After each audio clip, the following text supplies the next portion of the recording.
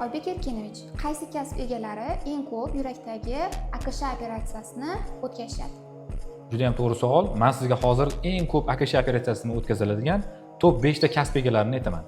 Birinchisi, rahbarlar va menejer bo'lib ishlagan kasb egalari, bular doimiy mas'uliyat va surunkali stressda yurishadi. Bu esa qondagi kortizol va adrenalinning doimiy yuqori bo'lishiga olib keladi. Bu esa surunkali gipertoniya kasalliklari va surunkali yurak ishemik kasalliklariga olib keladi.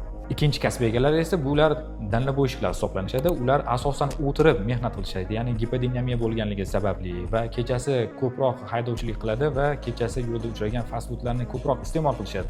Bu esa metabolik sindrom, ya'ni semizlik, qandli diabet va aterosklerozni rivojlanishiga olib keladi. Uchinchi kasb egalari bo'ladigan bo'lsa, bemorlarimiz orasida uzoq yillar mobaynida ko'proq tungi smenalarda ishlashgan bo'ladi va tungi smenalar, ya'ni uyquning siklini buzilishi birinchi beriladigan zarba joyi bu yurak qon tomir sistemasi hisoblanadi va yurak qon tomir sistemasida ateroskleroz rivojlanib, yurakdagi tomirlarni to'lib borishiga olib keladi. To'rtinchi kasb egalari bular davlat xizmatchilari yoki idorada ofisda o'tirib 8-10 soatlar o'tirib ishlaydigan bemorlarimiz hisoblanishadi. Bular asosan qon tomir sistemasida gipodinamiya hisobidan qon aylanishi sekinlashadi va tomirlar devorida ateroskleroz rivojlanishi uchun qulay sharoit hisoblanadi.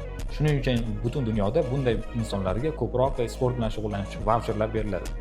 Beshinchi kasb egalari bu albatta tibbiyot xodimlari hisoblanadi. Ayniqsa neyrojarrohlar, kardiojarrohlar va tez tibbiy yordam xodimlari doimiy emotsional zo'riqishda bo'lishadi va javobgarlik hissi yuqori bo'ladi. Tartibsiz ish vaqti va tartibsiz ovqatlanish hisobidan bunday kuyunuvchan tibbiyot xodimlari orasida yurak xastaliklari erta davrlarda boshlanadi va bizning stolimizga kelib aorta koronar shunklash amaliyotlarini o'tkazishadi.